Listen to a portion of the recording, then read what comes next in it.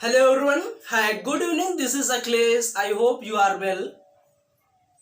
नमस्कार मेरे प्यारे दोस्तों, मैं अखिलेश एक बार फिर आप सभी का अपने चैनल में स्वागत करता हूं और आशा करता हूं आप सभी लोगों का स्वास्थ्य अच्छा होगा और पढ़ाई अच्छे चल रही होगी।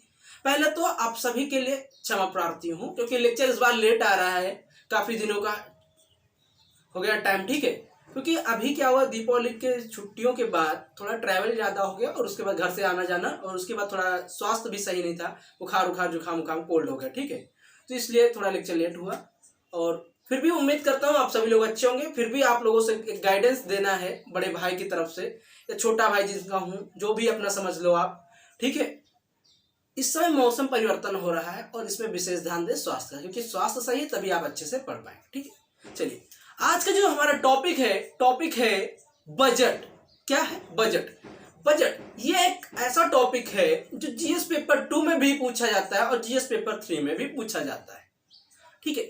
और एक बजट, ये जो वर्ड है पूरे आम भारतीय के लिए, हर एक व्यक्ति के लिए जानना बहुत जरूरी है, क्योंकि पता है कि फरवरी के पहले ही दिन हमें क्या मिल जाता है, बजट पेश कर दिया जाता है वित्त मंत्री के द्वारा संसद में।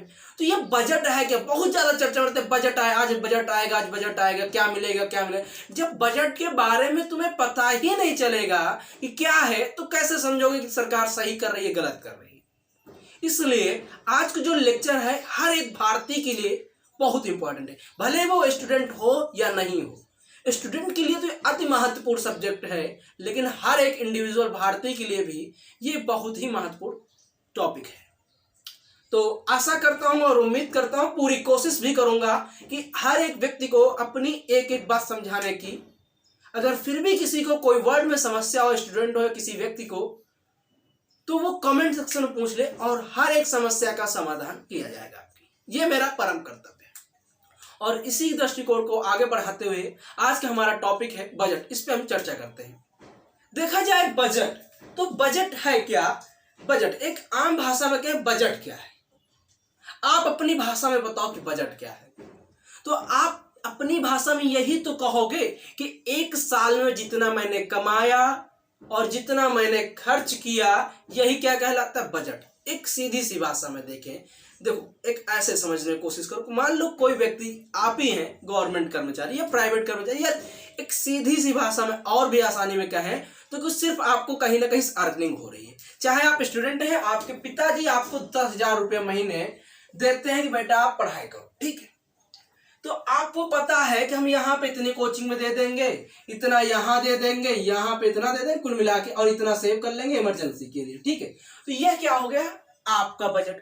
आपको पता होता है कि इस वर्ष हम क्या क्या करेंगे, या इस महीने की जो ये हमारे पापा ने पैसा भेजा है, इस महीने इन 10,000 में कहाँ पे हम कितनी फीस सबमिट करेंगे, कितना खाने पीने में लग सकता है, कितना रूम का रेंट जाएगा, ऐसे आपको ये बजट होता है। उसी तरह सालाना प्रत्येक वर्ष हमारी भारत सरकार बजट को प्रस्तुत करती है, जिसे हम क्या कहते हैं, बजट। यानी अगर आम भाषा में कहें तो एक वर्ष में जितना हम कमाएंगे एक तरफ से, और एक वर्ष में जितना हम खर्च करेंगे, यही क्या कहलाता है, बजट। यही प्रस्तुत कहाँ होता है, संसद में। यानी संसद में सरकार क्या प्रस्तुत करती है, बजट करती है, ठीक।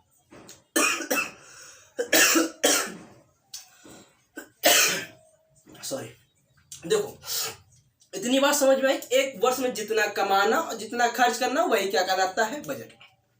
अब बजट शब्द को और आसानी भाषा में समझें तो बजट जो है, कहीं हमारे कॉन्स्टिट्यूशन में बजट शब्द का उल्लेख नहीं किया गया। यानी बजट शब्द को कहीं पर लिखा नहीं गया, न बताएगा कि ये बजट है, बजट की परिभाषा ये होती है। उसकी जगह पे हमारे यहां पर एक शब्द को जोड़ वर्ड यूज किया गया, वार्षिक वित्तीय विवरण। वार्षिक वित्तीय विवरण, विवरण ये क्या है, अनुच्छेद 112 के तहत क्या बताया गया, जो संविधान में अनुच्छेद 112 है, इसमें बताया गया वार्षिक वित्तीय विवरण। यानी सरकार का एक साल में जितना आवा और जितना गमन है, उसका विवरण क्या कहलाता है, वार्षिक वित्तीय विवरण। यानी सरकार एक साल में कितना कमाएगी, कहां से कमाएगी, कहाँ और कितना खर्च करेगी, कहाँ पे खर्च करेगी, यही क्या कहलाता है, बजट। यही कहलाता है वार्षिक वित्तीय विवरण। तो पहली बात तो हमने क्या समझा कि हमारे यहाँ पे वार्षिक वित्तीय विवरण का मतलब ही क्या है, बजट। बजट शब्द का कहीं पर संविधान में या किसी भी जगह पे उल्लेख नहीं किया गया। अब बात करते हैं बजट। तो फिर ठीक है, देखते हैं बजट के बारे में। तो बजट जो है पहली बार 1860 में, भारत में पहली बार 1860 में जेम्स विल्सन द्वारा, किसके द्वारा, जेम्स विल्सन के द्वारा भारत में पहली बार बजट को प्रस्तुत किया गया है। अगर एग्जामिनर आपसे पूछे कि भारत में पहली बार बजट को कब प्रस्तुत किया गया, तो 1860 में जेम्स विल्सन के द्वारा। किसके द्वारा, जेम्स विल्सन के द्वारा। और इस समय हमारा जो भारत था, हम उसको क्या कहते थे, ब्रिटिश भारत कहते थे, क्योंकि यहां पर उस समय अंग्रेजों का शासन था। किसका था, अंग्रेजों का शासन था। और आजादी के बाद, स्वतंत्रता के बाद, यानी स्वतंत्र भारत में पहली बार बजट कब प्रस्तुत किया गया, तो 26 नवंबर 1947 को। कब प्रस्तुत किया गया, 26 नवंबर 1947, यानी 26 नवंबर 1947 को पहली बार बजट प्रस्तुत किया गया स्वतंत्र भारत, यानी ये कहे तो आजाद भारत में। ठीक है, ये तो बजट था। अब हमें चर्चा करनी है कि बजट में क्या क्या किया जाता है, क्या क्या नहीं किया जाता है। उनको हम एक चार्ट के माध्यम से समझेंगे और उसके बाद समझेंगे कि बजट को किस तरीके से प्रस्तुत किया जाता है, किस तरीके से पास कराया जाता है, और कई महत्वपूर्ण शब्दों के बारे में जानेंगे। तो उम्मीद करता हूं कि ये जो बेसिक कॉन्सेप्ट था बजट का, आप सभी को समझ आया। तो चलिए एक चार्ट के माध्यम से हम समझने की कोशिश करते हैं कि आखिर बजट में क्या क्या शामिल किया जाता है, क्या क्या नहीं। तो चलिए आगे एक चार्ट के माध्यम से देखते हैं। चलिए अब हम देखते हैं जो बजट है, बजट में बनाने में कौन कौन से तत्व शामिल होते हैं, ठीक है, उनके बारे में समझते हैं। ठीक है, ये तो है बजट में बनाने के शामिल तत्व। उसके पहले हमें थोड़ा इतिहास जानना है।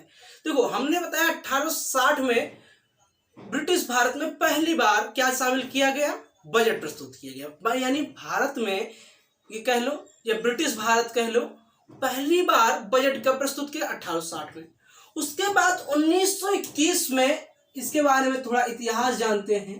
देखो हमारे यहाँ बजट में क्या है, किस तरीके से होते हैं, अच्छा यहां समझने की कोशिश करना, यहां पर। ठीक है, देखो हमारे यहाँ बजट में मुख्यतः दो चीजें शामिल होती हैं, दो बजट पास होते हैं। तो हमारे यहाँ पे बजट कितने पास होते हैं, दो बजट पास होते हैं। कितने बजट पास होते हैं, दो। एक क्या होता है, आम बजट। क्या होता है, आम बजट। और एक क्या होता है, रेल बजट। रेल बजट, ठीक है।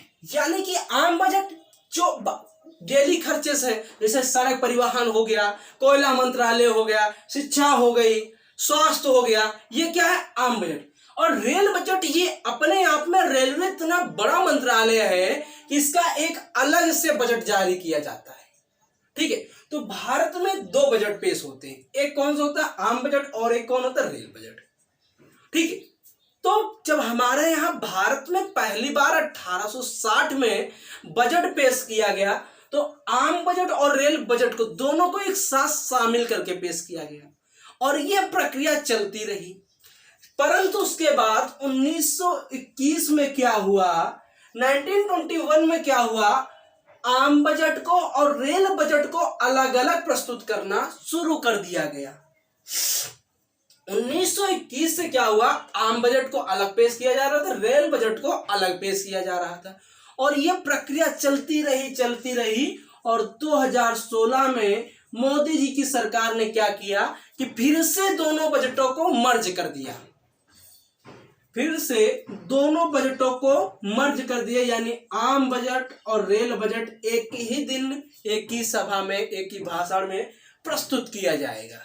तो समझ में आया कि हमारे यहाँ बजट कितने प्रकार के, दो प्रकार के, एक आम बजट, एक कौन है, रेल बजट।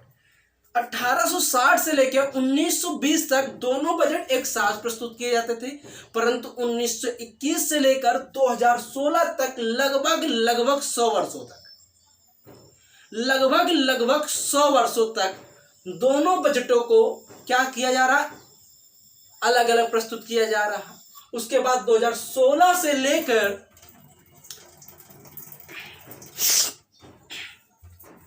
उसके बाद 2016 से लेकर और अब तक दोनों बजटों को फिर से एक साथ प्रस्तुत करना शुरू कर दिया गया।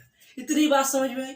प्रायः क्या होता है कि रेल बजट को पहले या बाद में जैसे भी होता है शामिल कर देते, ठीक है, लेकिन एक ही दिन होता है, ठीक, यानी दोनों बजटों को अब क्या होता है, एक ही दिन प्रस्तुत किया जाता है। तो हमारे यहाँ कितने बजट प्रस्तुत होते हैं, दो, एक आम बजट, एक कौन होता है, रेल बजट, ठीक। इसकी बात समझ में आई। अब एक चीज और समझ में आनी चाहिए कि आखिर बजट है तो मैंने कहा सरकार का आवा और गमन, यानी सरकार ने कितना कमाया और सरकार ने कितना खर्च किया, यही तो होता है।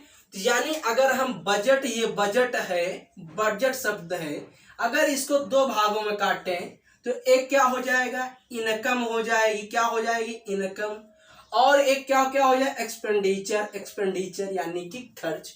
इनकम का मतलब आय और एक्सपेंडिचर का मतलब यानी खर्च। अगर इसकी बात, इतनी बात समझ में आई तो अब एक चीज और समझ में आ रही है कि हमारे यहाँ पे सरकार किस तरीके से इनकम करती है।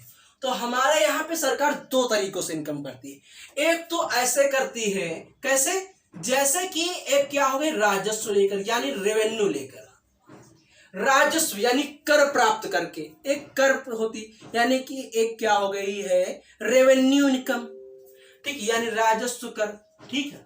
और एक क्या होती है, कैपिटल इनकम, यानी जिसको हम हिंदी में कहते हैं पूंजीगत कर।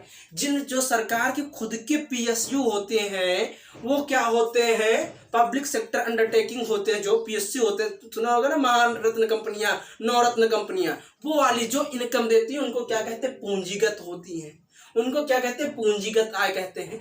तो सरकार जो रेवेन्यू लेती है, जैसे हमने कहते हैं ना, हाउस टैक्स दिया, हमने रोड टैक्स दिया, ठीक है, ये सब क्या है, रेवेन्यू है। तो ये कैसी आती है, राजस्व कर में आती है, यानी कि कैसे आती है, राजस्व कर में, यानी रेवेन्यू टैक्सेस में आती है।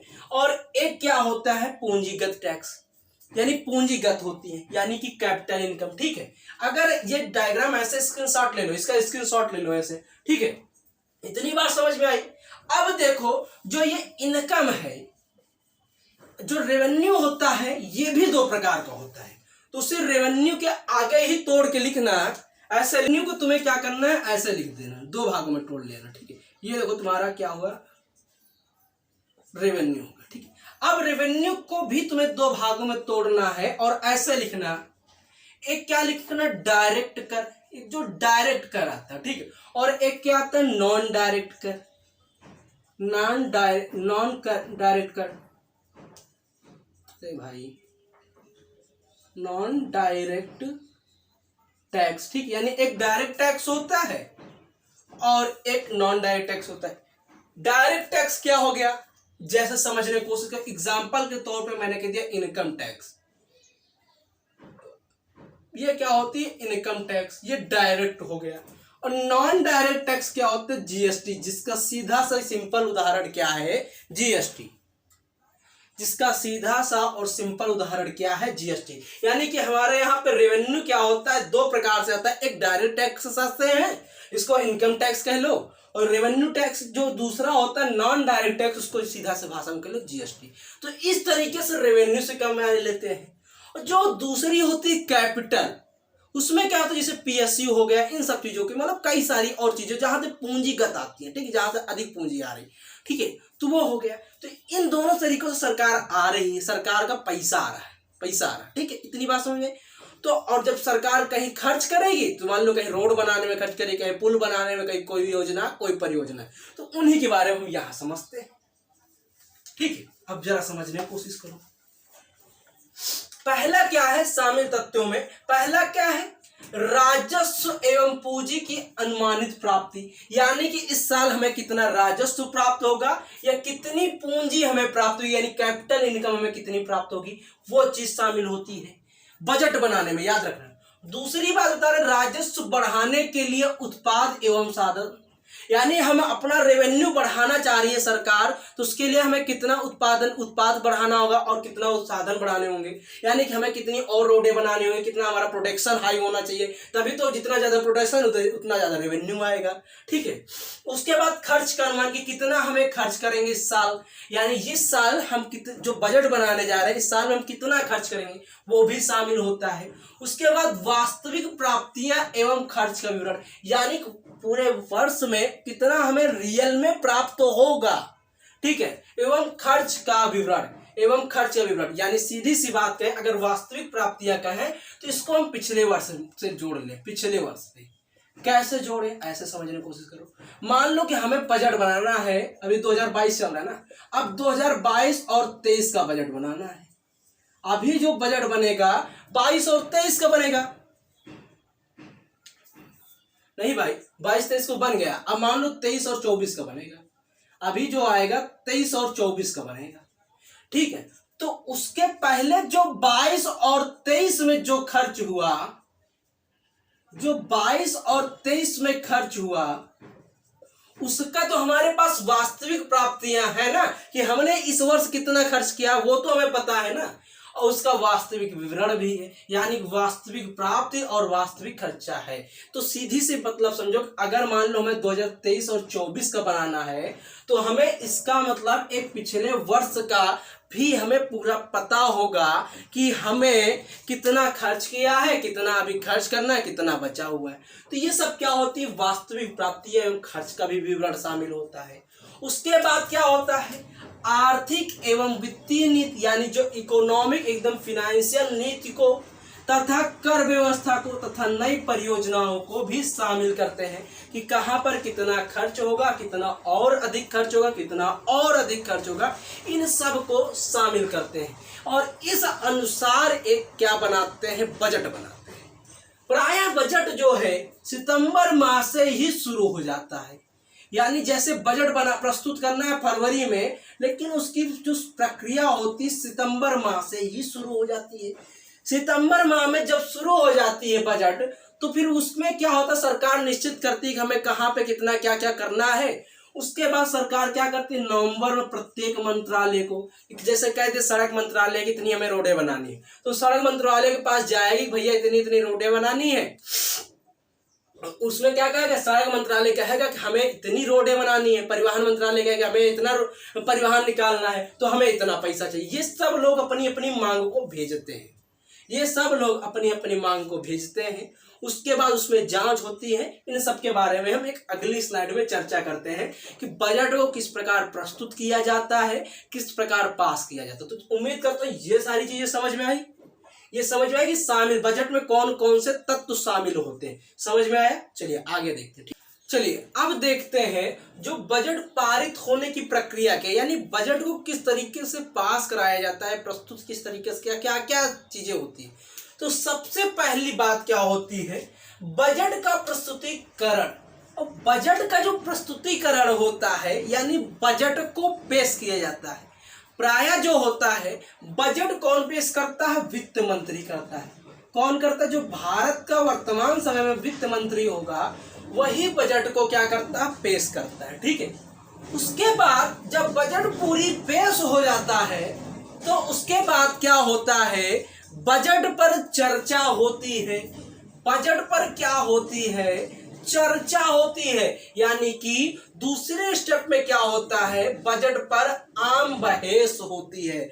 आम बहस होती है बजट पे, यानी वित्त मंत्री के द्वारा। देखा होगा प्रत्येक 1 फरवरी को, अब याद कैसे करना, बजट कब प्रस्तुत होता है, तो 1 फरवरी का आपके अखिलेश सर का, यानी मेरा बर्थडे होता है, तो 1 फरवरी का अखिलेश सर का बर्थडे होता है। अखिलेश सर बजट को पेश करते हैं, बजट पढ़ा रहे हैं तो बजट को पेश करेंगे, तो कब करेंगे, अपने बर्थडे वाले दिन करेंगे। तो इसलिए क्या, बजट का प्रस्तुतिकरण अखिलेश सर करेंगे, यानी वित्त मंत्री कौन है, अखिलेश सर है। ठीक है, तो ठीक है, सबसे पहली स्टेप क्या होती है, बजट का प्रस्तुतिकरण। उसके बाद दूसरे स्टेप में बजट पर आम बहस होती है, यानी चर्चा होती है कि इस मंत्रालय को इतना क्यों दिया जा रहा है या इतना इतना दिया जा रहा है, यानी बताया जाता है कि इस बार हम इतने करोड़ रुपए की कश्मीर से लेकर कन्याकुमारी तक इतनी लंबी रोड बना देंगे, इतना रुपया देंगे, इस बार हम ये पुल बनाएंगे, इस बार ये परियोजना लाएंगे, इस बार हम सारे लोगों को बेरोजगारी से खत्म कर देंगे, इतने रोजगार दे देंगे, इतनी उद्यमियों को नई कंपनियां विकसित करेंगे, इतनी स्थापित करेंगे, ये सब करेंगे। मतलब पूरा न पूरा अपना विवरण देना कि साल भर में कितना हम कुछ क्या करेंगे, कितना खर्च होगा, कितना हम कमाएंगे, ये वो दुनियादारी सब प्रस्तुत कर दिया। तो ये क्या हो गया, बजट का प्रस्तुतिकरण। दूसरी भाषा में क्या होता है, उसी बजट पे क्या होता है, प्रत्येक जो संसद के सदस्य होते हैं सबको एक बड़ा बड़ा चिट्ठा दे दिया जाता है 200-250 पेज का, पढ़ो। उसके बाद उस पर क्या होता है, चर्चा होती है। सब लोग अपना पढ़ के आते, उस पर मतलब पता नहीं भैया पढ़ के आते, उसी में लाइन खींच के चर्चा कर लेते, ठीक है। तो क्या हो गई, आम बहस हो गई। उसके बाद क्या होता है, जब ये आम बहस होती है तो उसके बाद 2-3 सप्ताह के लिए क्या होता है, 2-3 सप्ताह के लिए क्या होता है, संसद को स्थगित कर दिया जाता है, यानी संसद को रोक दिया जाता है, यानी बंद कर दिया जाता है 2-3 सप्ताह के लिए। उसी दौरान जो विभागीय समितियां होती हैं वो क्या करती हैं, जांच करती हैं कि मान लो अगर जैसे कि एग्जाम्पल के तौर में समझो, जब बजट को प्रस्तुत किया जा रहा था उस समय वित्त मंत्री ने कहा कि इस बार हम इतनी रोडें बनाएंगे, इसके लिए इतना रुपए खर्च करेंगे, इन रोडों को बनाने में इतना खर्च आएगा, इस बार हम इतने नए झील को नवा निर्माण करेंगे, इतना रुपए खर्च आएगा, इतना करेंगे, इस बार हम यमुना की सफाई में इतना रुपए खर्च करेंगे, इतना आएगा, इस बार हम लखनऊ मेट्रो में इतना रुपए दान करेंगे, इतना आएगा, ये खर्च। इन सब की जांच के लिए इन्हीं 2 से 3 सप्ताह जो संसद बंद रहता है, उन्हीं से 2 से 3 सप्ताह में विभागीय समितियों की क्या होती है, जांच करता है। ये क्या करता है, विभागीय जो समितियां होती हैं जांच करती है, ठीक है। जब जांच हो जाती है तो अगले स्टेप क्या आती है, अनुदान की मांग। यह क्या होती है, अनुदान की मांगों पर मतदान। यानी कि अनुदान की मांगों पर मतदान का सीधा सा मतलब है, जैसे कि वित्त मंत्री ने पढ़ा था कि इस बार इतनी रोडें बनेंगी, तो यानी कि कौन गया होगा, सड़क परिवहन मंत्री गया होगा कि सड़क परिवहन मंत्री ने कहा होगा कि साहब इस बार हमें इतनी रोडें बनवानी है, इस क्षेत्र में इतना रुपया चाहिए, तो उस पर उतना रुपया चाहिए, तो उस पर मतदान होगा ना कि नहीं भाई इनको इतना रुपया दिया जाए या ना दिया जाए, सही में है कि नहीं है इतना रुपया। ऐसे सीधा समझने करो, मान लो इस सड़क परिवहन ने कहा कि हमें एक रोड बनवानी है, और रोड क्या बनवानी, लखनऊ से लेकर रायबरेली तक की, और इसको बनवाने में 1200 करोड़ रुपया आएगा खर्च, ठीक है। तो 1200 करोड़ रुपए का खर्च आएगा, और मान लो उस पर मात्र 400 करोड़ रुपए का खर्च ही आए, लेकिन इन्होंने मांग की है 1200 करोड़ की, मांग की है 1200 करोड़ की। कितना रहा, 400, तो बच कितना रहा, 800। तो घपला तो नहीं हो रहा, 800 करोड़ रुपए का कहीं ले तो नहीं रहे, इसलिए एक इस पे क्या होता है, मतदान होता है कि नहीं सच में हाँ इसमें 1200 करोड़ रुपए लगेंगे। इसलिए क्या होता है, अनुदान की मांगों पर जब मतदान होता है, क्या होता है, मतदान होता है। तो समझ में आया कि यानी कहीं ना कहीं घपला रोकने के लिए भी ये मतदान जरूरी है, तो मतदान होता है। यानी पहली बात में क्या हो, बजट को प्रस्तुत करेंगे, दूसरे में उस पर हम चर्चा करेंगे, तीसरे में जब चर्चा हो जाएगी 2-3 सप्ताह के लिए संसद को क्या कर देते हैं, बंद कर देते हैं। उसी समय जो विभागीय समितियां होती वो क्या करती है, जितना रुपए खर्च करना कहां कहां पे, उन पे जांच वांच कर लेती है। हाँ, लेकिन जो विभागीय समितियां सिर्फ जांच करेंगे, ये किसी पे मतदान नहीं करेंगी, ठीक है, ये मतदान करने की शक्ति नहीं है। उसके बाद चौथी स्टेप में क्या होता है, जो अनुदान की मांग की थी, जो प्रत्येक मंत्रालय ने कहा था, फिश मंत्री यानी मत्स्य मंत्री ने कहा था इतना रुपया आप हमें मछली पालन के लिए चाहिए, इतना चाहिए, ये चाहिए, ठीक है। तो जो मांग किए थे उन पर क्या होता है कि हाँ तुम्हें देना चाहिए या नहीं देना चाहिए, उन पर क्या होता है, वोटिंग होती है। प्रायः जो पक्ष वाला होता है यानी सत्ता पक्ष वाला होता है वो देने को तैयार होता है, लेकिन विपक्ष वाला क्या करता है, विरोध करता है। क्या करता, विपक्ष का आदमी विरोध करता है कि साहब ये बताओ, मत्स्य में अगर इतना ना दे के हम इतना दे दे तो हमारे यहाँ पे क्या होगी, आर्थिक स्थिति और मजबूत हो जाए, ज्यादा पैसा हमें ना निकालना पड़े संचित निधि से, ज्यादा पैसा हमें संचित निधि से ना निकालना पड़े, ये अपने देश की आर्थिक स्थिति को मजबूत करने के लिए हमें ज्यादा फालतू में खर्च न करना चाहिए। तो जो विपक्ष होता है वो 3 प्रकार से कटौती की बात करता है, कटौती के प्रस्ताव लाना चाहता है। 3 प्रकार के होते हैं, एक क्या होता है नीति कटौती, एक होता आर्थिक कटौती, एक होता सांकेतिक कटौती। ये तीन कटौती प्रस्तुत कर सकता विपक्ष करता है जब अनुदान की, यानी जब पैसे के लिए मतदान हो रहा होता है कि हाँ इस मंत्रालय को इतना इतना देना है, इसके लिए वोटिंग हो जाए, तभी क्या होगा, जब हो जाएगी वोटिंग तभी क्या होगा, पैसा आएगा। ठीक है, तो उसके लिए क्या होगा, तीन चीजें प्रस्तुत की जाती हैं विपक्ष के द्वारा, तीन प्रकार से रोक लगाई जा सकती है। एक क्या होता है नीति कटौती, एक क्या होता है नीति कटौती, और जो नीतिगत कटौती इसको कह लो या तो नीति कटौती जो भी कह लो, इसका सीधा का सीधा मतलब है कि मान लो इसने जो भी कहा, नीतिगत कटौती का मतलब समझना, मान लो कि इस बार मत्स्य पालन में 100 करोड़ रुपए मांगे, 100 करोड़ रुपया, ठीक है, बजट में सरकार ने देने की बात कह दी, लेकिन जो विपक्ष है वो कह रहा है मत्स्य पालन में हम 100 करोड़ क्यों दें। अगर ये सारे 100 करोड़ की वैल्यू विपक्ष क्या कर दे, 1 रुपए के बराबर कर दे, यानी जो पूरी नीति को, इनकी पूरी नीति को हुई 1 रुपए के बराबर कर दे कि तुमका 1 रुपया मिली है कि खाते, मनोत करो चाहे ना करो, यह विपक्ष कर दे और ये पास भी हो जाए, यानी जब विपक्ष का 1 रुपया दो इसके लिए, यानी पूरी नीति को 1 रुपए के बराबर तौल देना, वो क्या कहलाता है, नीतिगत कटौती। वो पास हो गया अगर, तो फिर वो क्या होगा, उसी वक्त प्रधानमंत्री को इस्तीफा देना पड़ेगा। यानी कि जितनी भी मान लो मत्स्य पालन में 100 करोड़ रुपए मांगे थे और विपक्ष क्या करता है, इस 100 करोड़ को पूरा का पूरा 1 रुपया के बराबर शामिल कर देता है, 1 रुपया के बराबर प्रस्तुत कर देता है। यही क्या कहलाती है, नीतिगत कटौती, यानी पूरी नीति को ही 1 रुपया में ला देना, पूरी नीति के खर्चे को 1 रुपया बराबर शामिल कर देना, यही क्या कहलाता है, नीतिगत कटौती। ठीक समझ में है। उसके बाद क्या होता है, आर्थिक कटौती। आर्थिक कटौती में विपक्ष क्या कहता है, अच्छा तीनों की तीनों कटौती जो होती है विपक्ष के द्वारा ही आती है। आर्थिक कटौती में विपक्ष क्या कहता है कि मान लो मत्स्य पालन में 100 करोड़ मांगे हो, तो विपक्ष इसमें दूसरा ऑप्शन विपक्ष पास क्या है कि 100 करोड़ नहीं, अच्छा इसके लिए 80 करोड़ रुपया दे, तो 20 करोड़ रुपया अतिरिक्त लग रहा है, अगर ये 20 करोड़ रुपया रोक ले तो हमारे आर्थिक आगे चल के किसी में काम आएगा।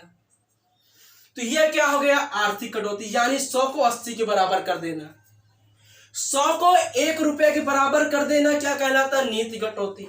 लेकिन आर्थिक कटौती क्या है, कुल पैसे में थोड़ा अंश ही घटा दो, लेकिन घटा दो, वो क्या कहलाती है, आर्थिक कटौती।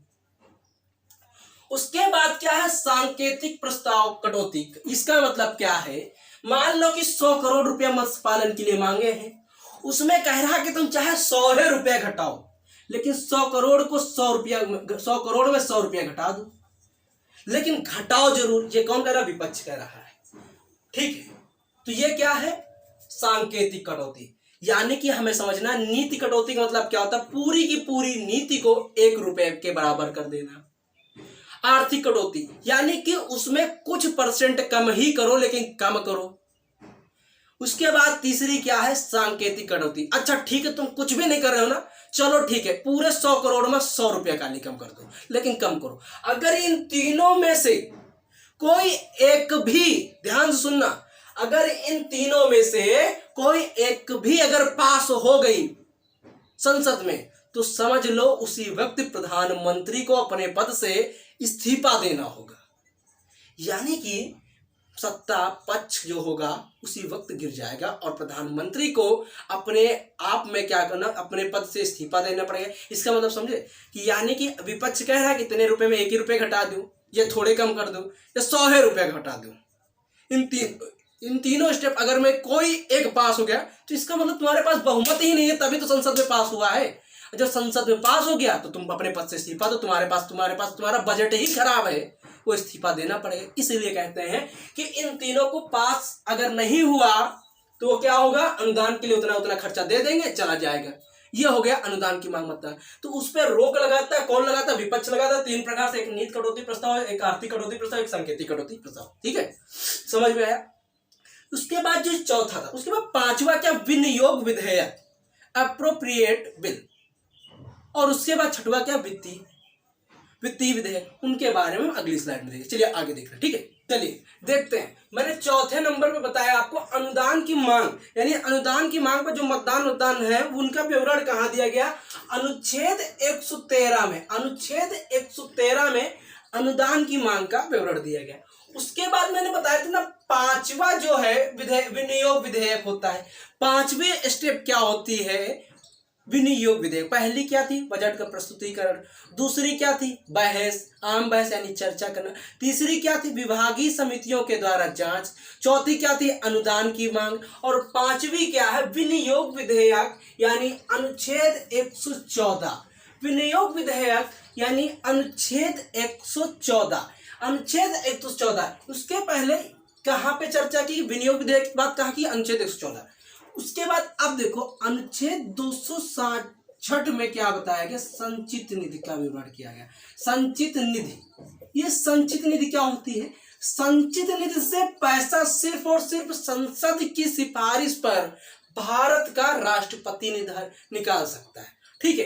अब ध्यान देना, इस संचित निधि का मतलब क्या है, यानी एक राजकीय कोष यानी राष्ट्रीय कोष, यानी पूरा जहां पैसा जमा होता है वो क्या होता है, राष्ट्रीय कोष यानी संचित निधि कहलाता है, ठीक है, संचित निधि कहलाता है। अब एक बात बताओ, जब यहां पर इन लोगों ने अनुदान की मांग कर ली, यानी बजट में इतना रुपया, मान लो बजट आया 20,000 करोड़ का, 20,000 करोड़ रुपया का बजट पेश किया गया, तो ये 20,000 करोड़ रुपया कहां से निकाला जाएगा, तो ये कहां से निकाला जाएगा, इसी संचित निधि से निकाला जाएगा। कि हाँ नहीं, सड़क मंत्रालय को इतना देना है, परिवहन मंत्रालय को इतना देना है, आयकर मंत्रालय को इतना देना है, ठीक है, और मत्स्य पालन को इतना देना है। इन सब का पैसा कहाँ से निकलता है, संचित निधि से निकलता है, जो अनुच्छेद 266 के तहत संविधान में निर्धारित है। इतनी बात समझ में। अब उसके लिए क्या होता है, संसद में विनियोग विधेयक प्रस्तुत किया जाता है, यानी एप्रोप्रिएट बिल को प्रस्तुत किया जाता है। और इस बिल को जब ही प्रस्तुत किया जाएगा, वैसे ही इसमें क्या होना चाहिए, इसके पारित होने के बाद ही धन निकलेगा। यानी जो अप्रोप्रिएट बिल है, अगर वो संसद से पास हुआ तभी पैसा निकलेगा, बिना पास हुए 1 रुपया भी नहीं निकलेगा। यानी कि इसके पास होने के बाद ही संसद से पैसा निकलेगा। यानी कि अनुदान में जितने रुपयों की मांग की गई थी, उसके लिए पैसा निकालने के लिए विनियोग विधेयक प्रस्तुत किया जाता है संसद में, जिसके पास होने के बाद ही धन निकलेगा, अन्यथा 1 रुपया भी नहीं निकलेगा। इसे संसद पास करता है। तो इसे कौन पास करता है, संसद पास करती है, ठीक है। उसके बाद जितने धन की चर्चा अनुदान में यानी आम बजट में जितने धन की चर्चा हुई उतना ही निकलेगा, ना उससे 1 रुपया अधिक, ना उससे 1 रुपया कम। यही क्या कहलाता है, विनियोग विधेयक। यही क्या कहलाता है, विनियोग विधेयक। उसके बाद क्या है, अंतिम 6वां क्या है, वित्त विधेयक। वित्त विधेयक, ये वित्त विधेयक क्या है, यानी फाइनेंस बिल क्या है, तो वित्त विधेयक क्या है, उस वार्षिक वित्तीय वर्ष में जितना व्यय हुआ, जितना खर्चा देना है, उसके लिए विधेयक प्रस्तुत किया जाता है, उसे हम क्या कहते हैं, वित्तीय विधेयक कहते हैं। यानी कि बजट को पास करने में, प्रस्तुत करने में, बजट को संपूर्ण कंप्लीट होने में कुल 5-6 स्टेप है। कितने, 6 स्टेप है। पहली बात तो बजट को प्रस्तुत किया जाएगा, दूसरी बात उस पर चर्चा की जाएगी, तीसरी बात विभागीय समितियों के द्वारा जांच की जाएगी, चौथी बात अनुदान की मांग के लिए मतदान होगा, पांचवी बात विनियोग विधेयक को प्रस्तुत किया जाएगा, और अंतिम जो बात है, 6वीं बात, वित्त विधेयक को पास किया जाएगा। इतनी बात समझ में। अब एक चीज मान लो, हमने कहा था, ध्यान से सुना होगा अगर लेक्चर, तो हमने कहा था 1 फरवरी यानी मेरे बर्थडे वाले दिन ही क्या होता है, बजट प्रस्तुत हो जाता है। क्या प्रस्तुत होता है, बजट। अगर इस दिन बजट होता है तो 1 फरवरी से लेकर 75 दिन के अंदर क्या होता है, 75 दिन के अंदर बजट को संसद से पास करा लेना होता है। यानी बजट को अगर 75 दिन के अंदर संसद से पास नहीं हुआ, संसद से पास कराना अनिवार्य है, संसद से पास कराना अनिवार्य है। यानी 1 फरवरी से लेकर अगले 75 दिनों के अंदर, यानी संसद में कुल 75 दिनों के अंदर, यानी कि 75 डेज के अंदर बजट प्रस्तुत होने के 75 डेज के अंदर संसद से अगर बजट पास नहीं हो रहा है तो उसके बाद अगर पास नहीं हो रहा है तो उसके बाद जिस भी सत्ता पक्ष में जिसकी सरकार होगी वह स्वतः खंडित हो जाएगी। यानी प्रधानमंत्री को स्वतः अपने पद से इस्तीफा देना होगा। यानी प्रधानमंत्री को स्वतः अपने पद से इस्तीफा देना होगा। यानी 75 दिन के अंदर अगर बजट नहीं पास करा ले रहे हैं तो उनको क्या करना होगा? स्वतः इस्तीफा देना होगा। यही था आपका बजट। बजट में अभी 2-3 शब्द और इंपॉर्टेंट छूट रहे हैं, उनको हम अगले लेक्चर में डाल देंगे आपको पार्ट 2 में। आज के लिए इतना ही। उम्मीद करता हूं बजट टॉपिक को एक साथ समझाया है। उम्मीद करता हूं टॉपिक तो थोड़ा बड़ा है लेकिन समझ में आएगा। समझने की कोशिश करना, 1 से 2 बार समझना, फिर भी नहीं आए तो डाउट पूछ लेना, ठीक है। तो उम्मीद करता हूं आप सभी को समझ में आएगा, और समझ में नहीं आया तो फिर से कह रहा हूं पूछ जरूर लेना, ठीक है। समझ में आया होगा, और अच्छा लगे तो प्लीज चैनल को शेयर करिएगा, सब्सक्राइब करिएगा और लाइक करिएगा। आज के लिए इतना ही। पढ़ते रहे, मुस्कुराते रहे। जय हिंद, जय भारत।